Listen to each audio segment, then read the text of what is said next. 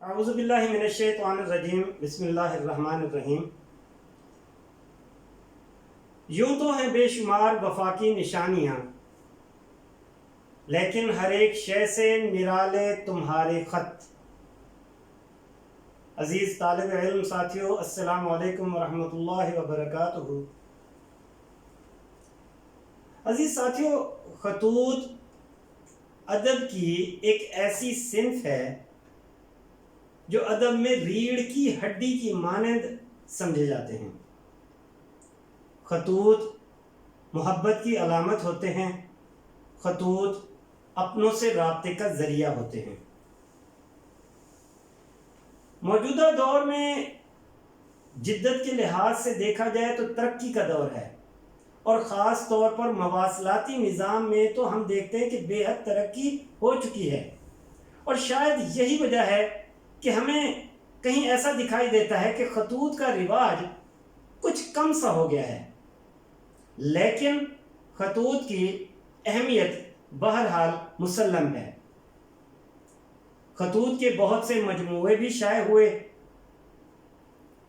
مرزا اسد اللہ خان غالب کے خطوط کے مجموعے عود ہندی اور اردو معلی، مکاتیب علامہ اقبال، مکاتیب سید سلیمان ندوی، خطوط رشید احمد صدیقی،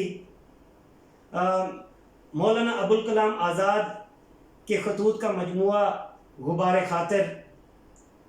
تو غرض ہم دیکھتے ہیں کہ یہ خطوط ادب میں بہت زیادہ اہمیت کے حامل ہیں۔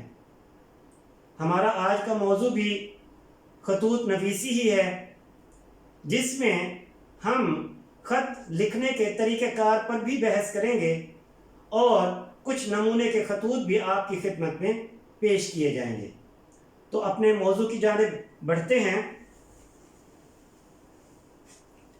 خط نویسی، جسے انگریزی میں لیٹر رائٹنگ بھی کہا جاتا ہے، عزیز ساتھیوں، اس میں ہم کچھ چیزیں دیکھیں گے، مثلا خطوط کی اقسام، کہ خط جن لوگوں کو لکھے جاتے ہیں وہ کتنی اقسام کے ہوتے ہیں، خط جب لکھا جاتا ہے تو وہ کتنے حصوں پر مشتمل ہے، خط لکھنے کے طریقے پر ہم اس پر بحث کریں گے۔ خط لکھنے کا طریقہ کیا ہونا چاہیے، اور کچھ نمونے کے خطوط۔ یہ 4 چیزیں ہیں جن کو ہم آج کی ویڈیو میں شامل کریں گے۔ تو سب سے پہلے ہم یہ دیکھتے ہیں کہ خط کہتے کسے ہیں، خط کی تعریف کیا ہے۔ تو خط کی تعریف دیکھیے کہ خط عربی زبان کا لفظ ہے جس کا مطلب ہے تحریر، نشان، لکیر، مکتوب، نامہ، رکا، چٹھی وغیرہ وغیرہ، یہ سب خط کے نام ہیں۔ ادبی اصطلاح میں خط سے مراد 2 اشخاص، 2 افراد کے درمیان تحریری رابطہ ہے۔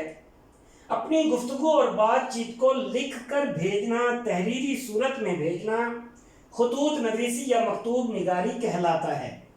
خط لکھنے والا کاتب یا مکتوب نگار کہلاتا ہے، اور جس کو خط لکھا جا رہا ہے وہ مکتوب الیہ کہلاتا ہے۔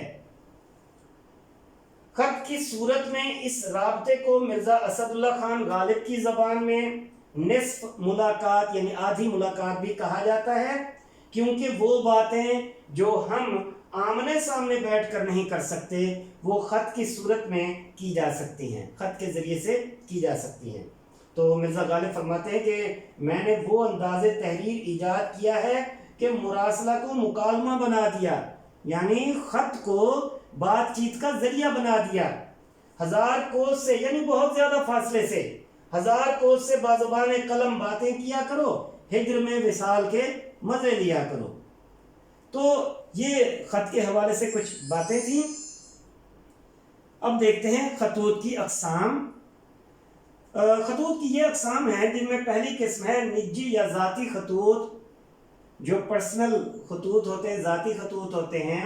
انہیں عام طور پر غیر رسمی خطوط بھی کہا جاتا ہے، انفارمل لیٹرز، غیر رسمی خطوط، جو کہ اپنے اہل خانہ، اپنے والدین، اپنے بھائی بہن، دوست احباب، عزیز رشتہ دار کو لکھے جاتے ہیں۔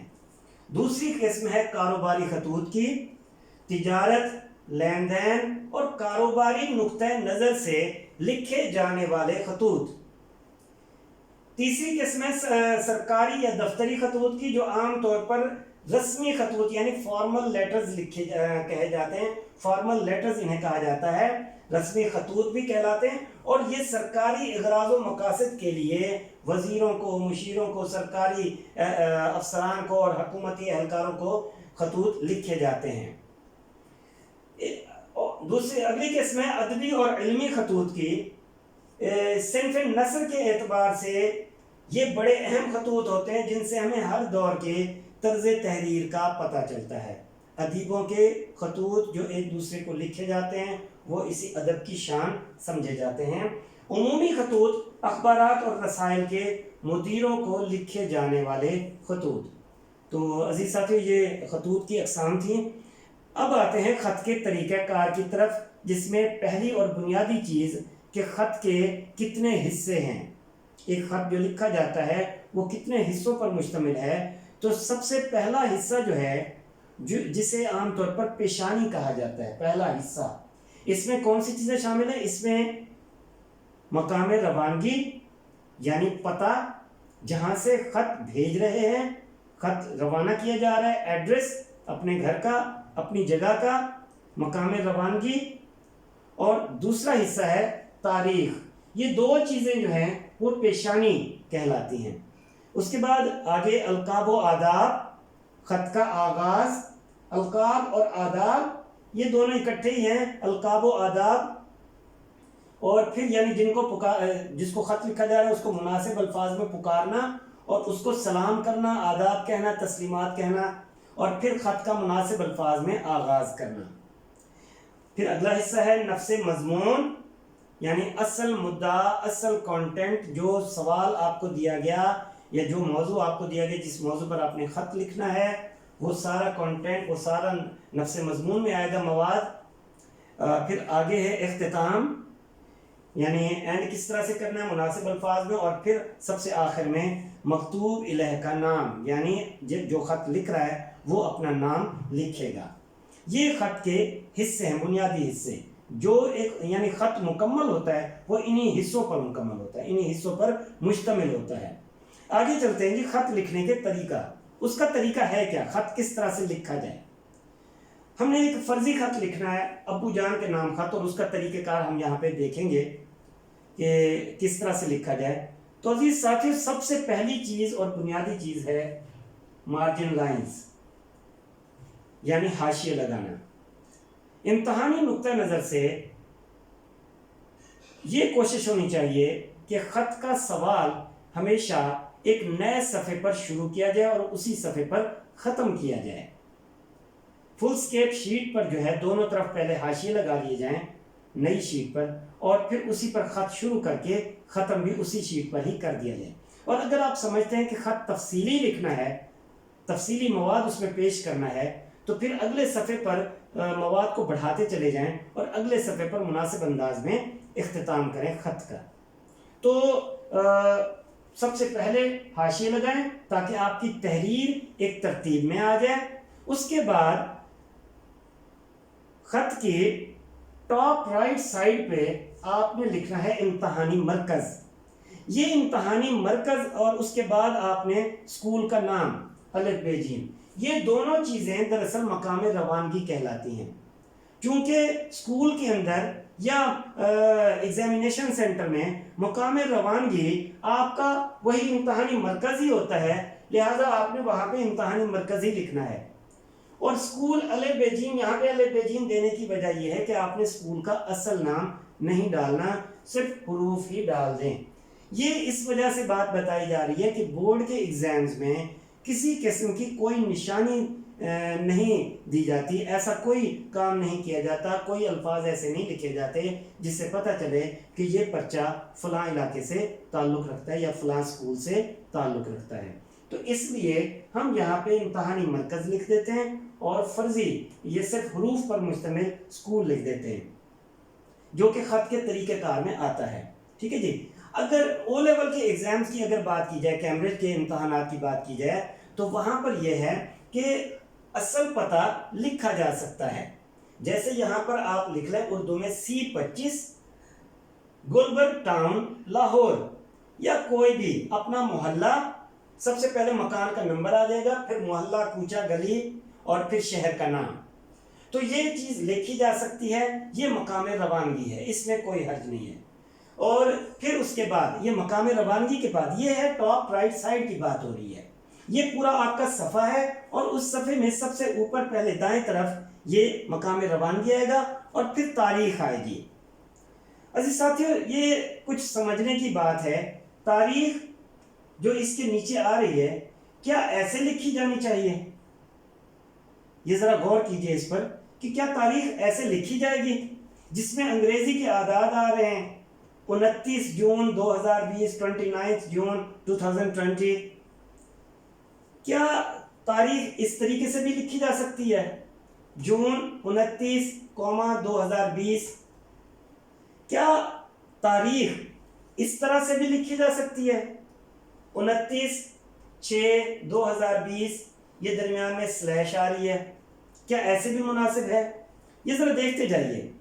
آگے دیکھیے، کیا تاریخ اس طرح سے بھی لکھی جا سکتی ہے 29/6/2020؟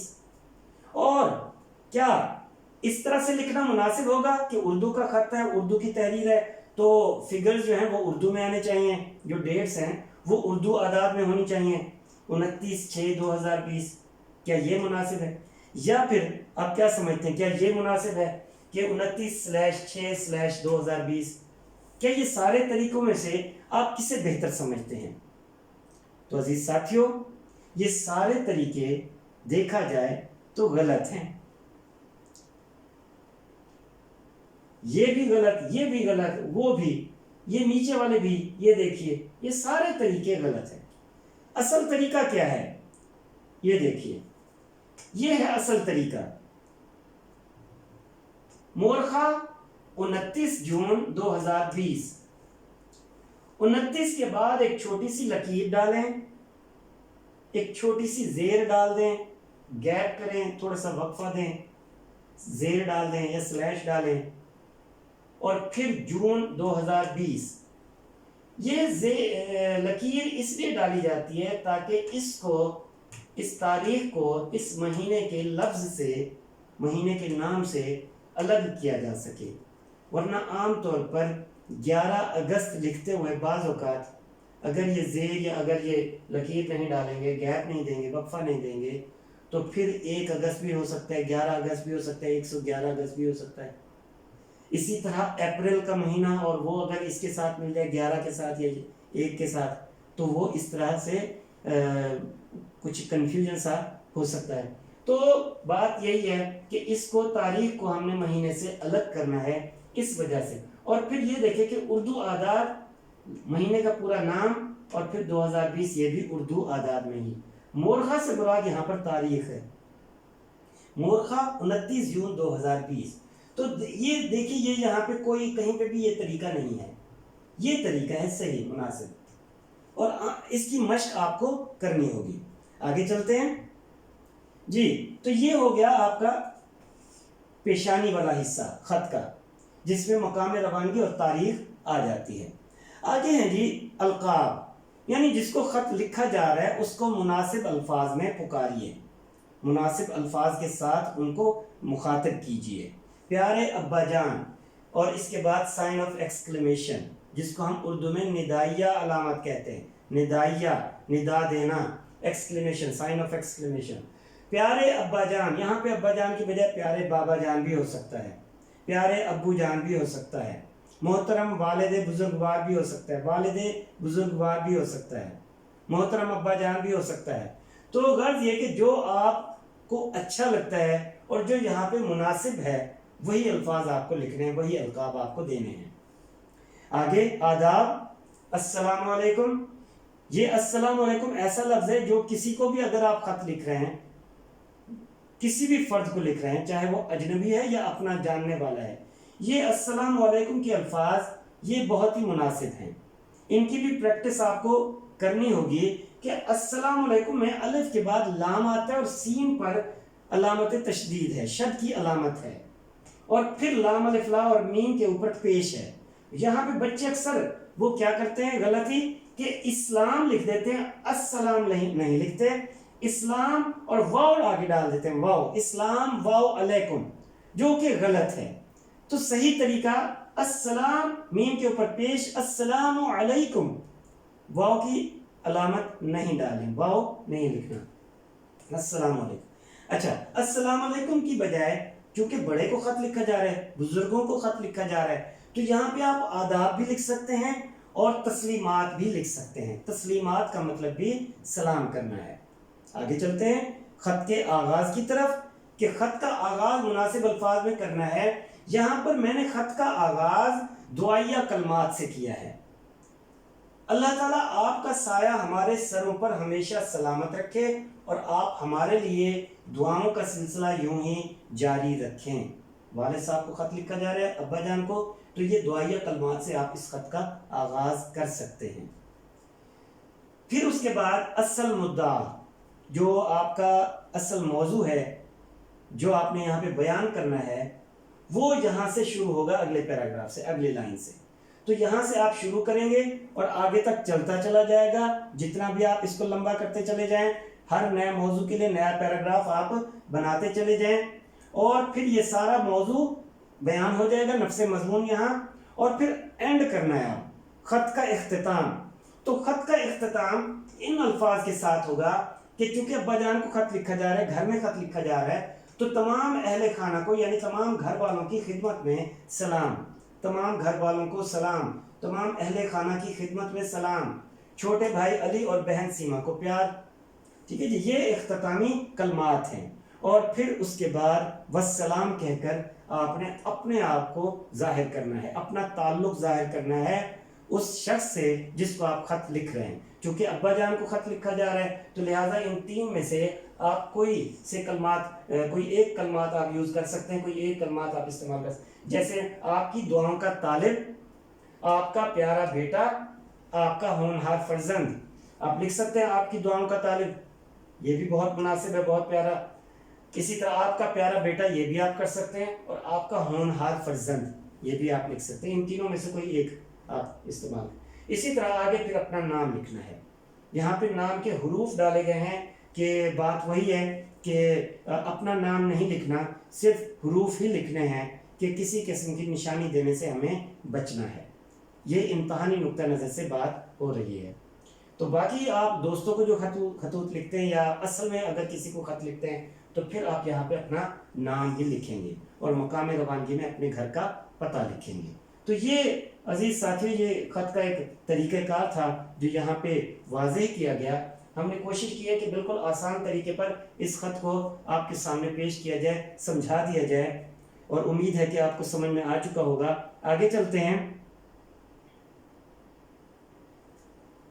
اب جو خط کا طریقہ ہم نے دیکھا ہے اس میں القاب و آداب اور اختتامی جو کلمات ہیں وہ کیسے ہونے چاہیے. ظاہر سی بات ہے کہ ہم مختلف لوگوں کو خطوط لکھتے ہیں تو ان کے لیے القاب کیا ہونے چاہیے, اختتامی جملے کیا ہونے چاہیے, اور مکتوب نگار کو اپنے تعلق کو کیسے واضح کرنا ہے. تو یہ چیز ہم یہاں پہ دیکھیں گے کہ جس شخص کو خط لکھا جا رہا ہو اسے مخاطب کرنے کے الفاظ القاب کہلاتے ہیں. لہذا شخصیت کی حیثیت اور مرتبے کے مطابق انہیں مخاطب کیا جانا چاہیے, یعنی القاب دینے چاہیے. اور جس طرح شخصیت کی حیثیت اور مرتبے کے مطابق انہیں مخاطب کیا جاتا ہے اور القاب عطا کیے جاتے ہیں, اس طرح ان کے ساتھ اپنے تعلق کو ظاہر کرنے کے لیے حوالہ بھی قابل اہم ہے. خط نویسی میں موضوع, القاب و آداب اور مناسب آغاز اور خاتمے کو بڑی اہمیت حاصل ہے. یہ کلمات کون کون سے ہیں, کیسے دیے جاتے ہیں, آئیں دیکھتے ہیں. جس کو خط لکھا جا رہا ہے وہ مکتوب الیہ کہلاتا ہے. القاب اور آداب کیسے دینے ہیں, مکتوب نگار یعنی اپنے تعلق کو خط لکھنے والا کیسے ظاہر کرے گا. فرض کریں اگر والد صاحب کو خط لکھا جا رہا ہے تو پیارے ابا جان السلام علیکم, محترم والد بزرگوار آداب. آداب کی جگہ پہ تسلیمات بھی لکھا جا سکتا ہے. والدہ کو خط لکھنا ہے, امی جان کو خط لکھنا ہے, پیاری امی جان آداب. اسی طرح یہاں پہ دیکھیں कि अगर अब्बा जान को खत लिखा गया तो मकतूब निगार खुद को कैसे जाहिर करेगा? आपका फरमाबरदार, आपका प्यारा बेटा, आपका होनहार बेटा, आपका होनहार फर्जंद भी हो सकता है। इसी तरह वालिदा को खत लिखा जा रहा है तो अपना ताल्लुक आपका फरमाबरदार बेटा, आपका लाडला बेटा, आपका लाडला भी हो सकता है। इसी तरह दादा जान को खत लिखा जा रहा है तो प्यारे दादा जान, तस्लीमात, आपका पोता, आपका लाडला, ये आपका ताल्लुक हो गया। इसी तरह दादा जान के लिए आप ये भी लिख सकते हैं बुजुर्गवार दादा जान, आदाब, बुजुर्गवार दादा जान, अस्सलाम वालेकुम।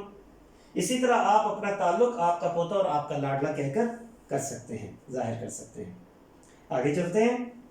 अगर उस्ताद मोहतरम को अपने टीचर को खत लिख रहे हैं तो काबिल सद एहतराम उस्ताद ग्रामी, अस्सलाम वालेकुम, और फिर आपका ताल्लुक मकतूब निगार क्या लिखेगा? आपका ताबे फरमान, यानी ताबे फरमान आपका कहना मानने वाला, आपका फरमा बरदार। आपका फरमा बरदार भी हो सकता है, आपका ताबे फरमान, आपका होनहार शागिर्द, इन दोनों में से कोई एक आप लिख सकते हैं। इसी तरह मुमानी, खाला, चच्ची या फूफी, इनको अगर खतूत लिखने हैं तो प्यारी मुमानी जान या प्यारी खाला जान, आदाब, तस्लीमात, अस्सलाम वालेकुम। इसी तरह प्यारी चची जान या प्यारी फुप्पी जान, आदाब, तस्लीमात या अस्सलाम वालेकुम। और अपना ताल्लुक आपका प्यारा भांजा या आपकी प्यारी भांजी, आपकी लाडली, आपकी प्यारी भतीजी। ये याद रखने की बात है कि अगर मुमानी जान को खत लिख रहे हैं या खाला जान को खत लिख रहे हैं तो फिर आप प्यारा भांजा लिखेंगे, आपका प्यारा भांजा। और इसी तरह अगर चची जान को या फुफी जान को खत लिख रहे हैं तो फिर आपका प्यारा भतीजा। ये ताल्लुक आपने याद रखना है, भांजा और भतीजे वाला। इसी तरह अगर आप छोटे भाई को खत लिख रहे हैं तो प्यारे भाई, प्यारे भाई जान, अजीज मन, जान से प्यारे, अजीज अज जान, ये वो अलकाब है जो आप छोटे भाई को लिख सकते हैं। उसके बाद आप लिख सकते हैं सलामत रहो, जीते रहो, सदा खुश रहो, ये यानी आदाब में आता है। ये अलकाब हो गए, प्यारे भाई, अजीज मन, जान से प्यारे, या अजीज अज़जान, ये एक्सक्लेमेशन मार्क, और फिर नीचे करके लिखेंगे सलामत रहो। जिस तरह हम बड़ों को लिखते हैं आदाब या तस्लीमात या अस्सलाम वालेकुम, तो आप लिख सकते हैं छोटे भाई को सलामत रहो, जीते रहो या सदा खुश रहो, ये आदाब में आता है। फिर उसी के बाद आप मकतूब निगार के तौर पर लिखेंगे तुम्हारा बड़ा भाई, खत खत्म करते हुए तुम्हारा बड़ा भाई, ठीक है जी। इसी तरह अगर दोस्त को खत लिखना है तो प्यारे दोस्त, सलाम मोहब्बत, प्यारे दोस्त, सलाम मोहब्बत, क्योंकि दोस्त है, फ्रैंकनेस होती है, बेतकल्लुफाना अंदाज होता है, तो उसमें आप मोहब्बत का सलाम उसे भेज सकते हैं। इसी तरह मकतूब निगार के तौर पर आप अपना ताल्लुक जाहिर करेंगे तुम्हारा मुखलिस दोस्त या आपका मुखलिस, आपका खैर अंदेश भी कर सकते हैं, आपका मुखलिस भी कर सकते हैं। इसी तरह अजनबी को अगर ऐसे शख्स को खत लिख रहे हैं, जैसे आमतौर पर अखबारात के या रसायल के मुदीरों को खत लिखे जाते हैं, या कुतुब फरोश को खत लिखे जाते हैं, किताबों के फरोख्त करने वालों को, बुक डिपो वालों को, तो फिर उनको खत लिखते हुए आप मुकर्रमी जनाब, अस्सलाम वालेकुम, ये अजनबी को। इसी तरह आप अपना ताल्लुक जाहिर करेंगे आपका न्याजमंद, आपका मुखलिस, आपका खैर अंदेश। ये वो कलमात हैं जो आप अजनबी के लिए इस्तेमाल कर सकते हैं। तो अजीज साथियों, हमने इसमें देखा कि जिस शख्स को ख़त लिखा जा रहा है उसका मर्तबा और उसकी हैसियत क्या है, उसके लिए मुनासिब अलकाब व आदाब इख्तियार करने हैं और फिर उनके साथ अपने ताल्लुक़ को मुनासिब अंदाज में ज़ाहिर करना है। आगे चलते हैं जी। खतूत के ये जो हमने खतूत जितने भी देखे हैं, जैसे हमने शुरू में ख़त के तरीके पर बहस करते हुए हमने अबू जान के नाम एक ख़त का तरीका भी यहाँ पे देखा, तो उसमें इब्तदाई जुमले भी हमने इख्तियार किए, दुआया कलमात से हमने ख़त का आगाज़ किया। इसी तरह मुख्तलिफ अफराद को जब ख़त लिखे जाते हैं तो फिर उनके लिए मुख्तलिफ जुमले होते हैं, तो वो खतूत के इब्तदाई जुमले क्या होने चाहिए ये भी यहाँ पे बयान कर दिया गया है। अपने घर वालों और दोस्त अहबाब को लिखे जाने वाले गैर रस्मी खतूत का आगाज आम तौर पर दुआया कलमात से होता है। मसलन अब कौन से दुआया कलमात हैं? अब्बा जान के नाम अगर आप खत लिख रहे हैं तो फिर अल्लाह ताला आपका साया हमारे सरों पर हमेशा सलामत रखे اور آپ ہمارے لیے دعاؤں کا سلسلہ یوں ہی جاری رکھیں۔ ٹھیک ہے جی، تو یہ دعائیہ کلمات ہیں۔ امی جان کے نام خط لکھ رہے ہیں تو تھوڑا سا مختلف ہو گیا۔ اللہ تعالیٰ میری جنت کو ہمیشہ آباد رکھے اور آپ کا دست شفقت مجھ پر ہمیشہ قائم رہے۔ میری جنت سے مراد یہاں پر ظاہر سی بات ہے کہ آپ کی والدہ صاحبہ ہی ہیں، تو جنت یہاں پہ محبت بھرا ایک لفظ، محبت کو ظاہر کر رہا ہے یہ لفظ، ٹھیک ہے نا۔ تو یہاں پہ قومے میں دینے کا مقصد ہی یہی ہے کہ آپ اپنی ماں کو مخاطب کر رہے ہیں۔ اللہ تعالیٰ میری جنت کو ہمیشہ آباد رکھے اور آپ کا دست شفقت مجھ پر ہمیشہ قائم رہے۔ بڑے چھوٹوں پر ہمیشہ شفقت کا ہاتھ رکھتے ہیں، شفقت کرتے ہیں، محبت کرتے ہیں۔ چچا یا ماموں کو اگر خط لکھنا ہے، خالہ یا ممانی کو خط لکھنا ہے، تو پھر ان سب کے لیے چچا، ماموں، خالہ، ممانی، پھپھو، چچی، ان کو خط لکھتے ہوئے آپ دعائیہ کلمات وہی ابتدائی جملے لکھیں گے۔ اللہ تعالیٰ آپ کا سایہ ہمارے سروں پر ہمیشہ سلامت رکھے اور آپ کا دست شفقت یوں ہی ہم سب پر قائم رہے۔ یہ دعائیہ کلمات لکھتے ہوئے اس کے بعد آپ اپنے خط کے اصل موضوع پر آئیں گے۔ اسی طرح اگر بڑے بھائی یا بڑی بہن کے نام آپ خط لکھ رہے ہیں تو خط کا آغاز کس طرح سے ہوگا؟ اللہ تعالیٰ آپ کو اپنے سایہ رحمت میں رکھے۔ بڑے بھائی کو یا بڑی بہن کو اللہ تعالیٰ آپ کو اپنے رحمت کے سائے میں رکھے، اپنی رحمتوں کے سائے میں رکھے۔ اللہ تعالیٰ آپ پر اپنی رحمتیں نچھاور فرمائے۔ تو اس طرح کے کلمات آپ لکھ سکتے ہیں۔ چھوٹے بھائی کو اگر آپ خط لکھ رہے ہیں تو اللہ پاک تمہاری حفاظت فرمائے اور تمہیں تمہارے عظیم مقصد میں کامیابی عطا فرمائے۔ یا پھر یہ بھی لکھ سکتے ہیں، اگر وہ طالب علم ہے تو آپ لکھ سکتے ہیں اللہ پاک تمہاری حفاظت فرمائے اور تمہیں شاہراہ علم پر ہمیشہ گامزن رکھے۔ تو یہ اس طرح کے کلمات چھوٹے بھائی کے لیے آپ استعمال کر سکتے ہیں ابتدائی جملے خط کے آغاز میں۔ پھر اجنبی کے نام خط لکھ رہے ہیں تو امید ہے کہ اللہ پاک کے فضل و کرم سے آپ خیریت سے ہوں گے۔ اور پھر آپ یہ بھی لکھ سکتے ہیں امید ہے کہ آپ کے مزاج بخیر ہوں گے۔ یہ جو کلمات ہیں، یہ جملہ جو ہے امید ہے کہ آپ کے مزاج بخیر ہوں گے یا امید ہے کہ آپ خیریت سے ہوں گے، امید ہے کہ آپ خیر و عافیت سے ہوں گے، یہ وہ کلمات ہیں جو تقریباً سب کو لکھتے ہوئے، سب کو خطوط، کسی کو بھی آپ اگر لکھ رہے ہیں خط تو سب کے خطوط میں ابتدائی جملے کے طور پر آپ یہ بھی لکھ سکتے ہیں۔ اگر آپ دوسرے نہیں یاد کرنا چاہ رہے، دوسرے آپ کو یاد نہیں ہو رہے یا دوسرے آپ نہیں لکھ سکتے، تو پھر کم از کم یہ چھوٹا سا جملہ آپ کو یاد ہونا چاہیے کہ امید ہے کہ آپ خیر و عافیت سے ہوں گے، امید ہے کہ آپ کے مزاج بخیر ہوں گے۔ ٹھیک ہے عزیز ساتھیو، آگے چلتے ہیں۔ اب آتے ہیں نمونے کے خطوط کی طرف۔ یہاں پہ میں نے 2 خطوط نمونے کے طور پر دیے ہیں جن سے خط کا پتہ چل جائے گا کہ خط کس طریقے سے لکھا جاتا ہے یا اس کا مواد کس طرح کا ہونا چاہیے۔ مثلا اپنے نتیجے کی اطلاع دینے کے لیے آپ والد صاحب کے نام خط لکھ رہے ہیں، اپنے ابو جان کو خط لکھ رہے ہیں، تو پھر طریقہ کار وہی ہے، امتحانی مرکز سکول الف ب ج مورخہ 29 جون 2020، یہ وہی طریقہ آ جائے گا۔ پیارے ابا جان یا پیارے بابا جان یا پیارے ابو جان، محترم والد بزرگوار، السلام علیکم۔ اللہ تعالیٰ آپ کا سایہ ہمارے سروں پر ہمیشہ سلامت رکھے اور آپ ہمارے لیے دعاؤں کا سلسلہ یوں ہی جاری رکھیں۔ آج نہایت ہی خوشی کا دن ہے کیونکہ آج ہمارے اسکول میں سالانہ امتحانات کے نتائج کا اعلان کیا گیا۔ یہ ابتدائی جملے ہیں اور اس کے بعد آپ نے اپنے خط کا آغاز کیا، لیکن اپنے جذبات کا بھی اظہار کر رہے ہیں۔ آج نہایت ہی خوشی کا دن ہے کیونکہ آج ہمارے اسکول میں سالانہ امتحانات کے نتائج کا اعلان کیا گیا۔ پیارے ابو جان، مجھے یہ خبر دیتے ہوئے بہت خوشی ہو رہی ہے۔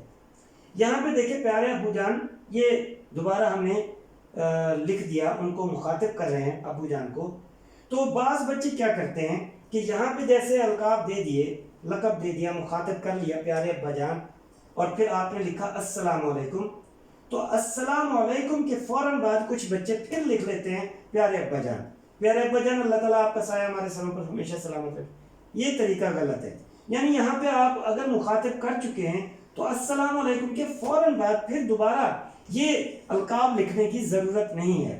پھر آپ فوراً خط کا آغاز کریں گے۔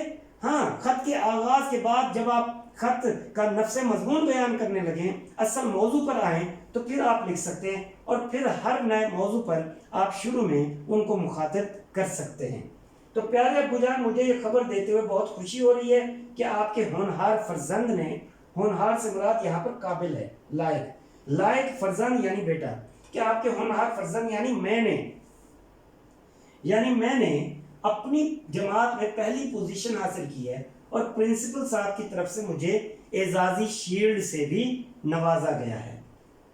ابا جان، میری یہ کامیابی آپ کی دعاؤں اور میرے محترم اساتذہ کی محنت کا نتیجہ ہے۔ یہ اب سارا نفس مضمون ہے۔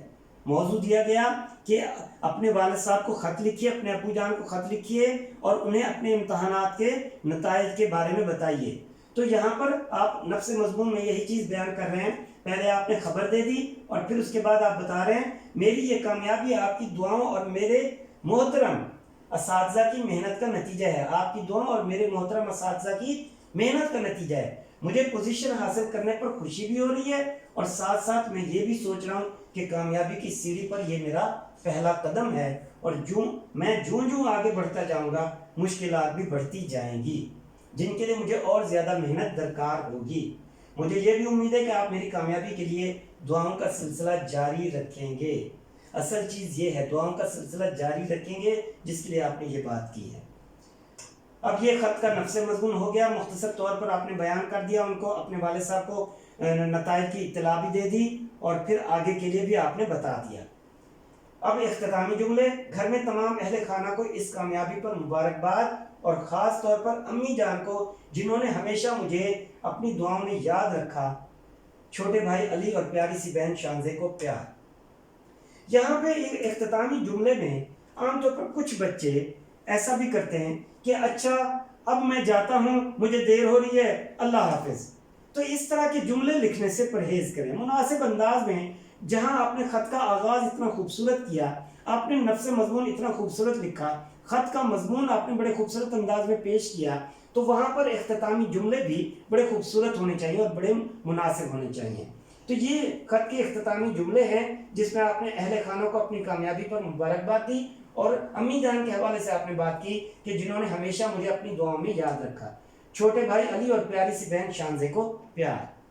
اسی طرح والسلام، آپ کی دعاؤں کا طالب، یا پھر آپ کا پیارا بیٹا، یا پھر آپ کا ہونہار فرزند۔ ان تینوں میں سے آپ کوئی ایک لکھ سکتے ہیں کہ آپ کی دعاؤں کا طالب بھی آپ لکھ سکتے ہیں، آپ کا پیارا بیٹا یا آپ کا ہونہار فرزند، اور پھر آخر میں اپنا نام یعنی حروف۔ ٹھیک ہے جی۔ اور اگر کیمبرج کے ایگزام میں اسی طرح کا موضوع آ جاتا ہے تو یہاں پر آپ اپنا نام بھی دے سکتے ہیں، اس میں کوئی حرج نہیں ہے۔ آگے چلتے ہیں ایک اور خط کی جانب۔ نمونے کے خطوط میں دوسرا خط ہے چچا کے نام اور اپنی سالگرہ پر ملنے والے تحفے کے شکریہ کا خط ہے۔ یہ طریقہ کار وہی ہوگا، یہ پیشانی کا حصہ، امتحانی مرکز، اسکول الف ب ج، مورخہ 29 جون 2020۔ پیارے چچا جان، السلام علیکم۔ یہاں پہ آداب یا تسلیمات بھی آ سکتا ہے، آداب، تسلیمات یا پھر السلام علیکم۔ اللہ تعالیٰ آپ کا سایہ ہمارے سروں پر ہمیشہ سلامت رکھے اور آپ کا دست شفقت یوں ہی ہم سب پر قائم رہے۔ چچا جان، آپ کی شفقت اور محبت کا بے مثال ثبوت آپ کے بھیجے ہوئے تحفے کی صورت میں مجھے مل چکا ہے، لیکن چچا جان میں آپ سے بہت ناراض بھی ہوں۔ ایسا کبھی نہیں ہوا کہ میں نے آپ کے بغیر کوئی سالگرہ منائی ہو۔ اس مرتبہ میری سالگرہ روکھی پھیکی ہی گزر گئی۔ آخر ایسی بھی کیا مصروفیت تھی کہ آپ میری سالگرہ میں شرکت نہ کر سکے؟ بہرحال آپ کی طرف سے ملنے والا تحفہ واقعی لاجواب ہے۔ آپ کو معلوم ہے کہ مجھے اردو ادب کی اچھی کتابیں پڑھنے کا بہت شوق ہے، اور آپ کا بھیجا ہوا کتابوں کا یہ خوبصورت تحفہ میرے لیے یقیناً سود مند ثابت ہوگا۔ میری اردو بھی بہت اچھی ہو جائے گی اور میری سوچوں میں بھی نکھار پیدا ہوگا۔ اس بہترین تحفے کے لیے آپ کا بہت بہت شکریہ۔ یہ آپ کی تخلیقی صلاحیت ہے کہ آپ خط میں نفس مضمون کو کتنا خوبصورتی کے ساتھ پیش کرتے ہیں اور کون سے تاثرات اور احساسات آپ خط کی صورت میں ظاہر کرتے ہیں۔ پیارے چچا جان، گھر میں سب کو آپ کی آمد کا انتظار ہے۔ امید ہے کہ ان چھٹیوں میں آپ اپنے تمام گھر والوں کے ساتھ یہاں ضرور آئیں گے۔ یہ اختتامی کلمات ہیں۔ چچی جان کو تہ دل سے محبت بھرا سلام اور بھائی سلیم اور نادیہ کے لیے بہت سی نیک تمنائیں۔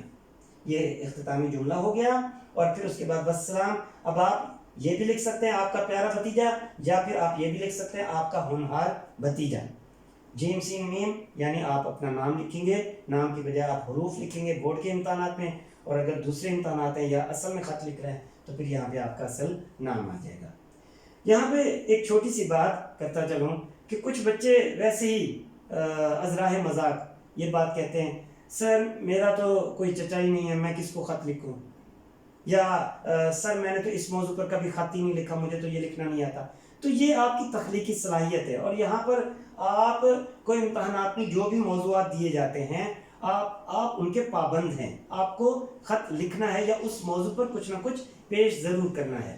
تو اس طریقے پر آپ تیاری کیجئے۔ یہ نمونے کے خطوط بھی میں نے دے دیے، تو امید ہے کہ آپ ان خطوط سے بہت کچھ سیکھے بھی ہوں گے، اور خط کے طریقہ کار پر بھی آپ نے ضرور غور کیا ہوگا۔ یہیں پر ہم اپنا موضوع ختم کرتے ہیں۔ اللہ تعالیٰ آپ کو اپنی امان میں رکھے۔ اس ویڈیو کو آپ لائک کیجئے، شیئر کیجئے، اور اگر آپ نے سبسکرائب نہیں کیا تو سبسکرائب ضرور کیجئے۔ دوسروں کے ساتھ اس کو شیئر ضرور کیجئے، کہ میرا ایک ہی کہنا ہے کہ علم بانٹنے سے بڑھتا ہے۔ اللہ حافظ۔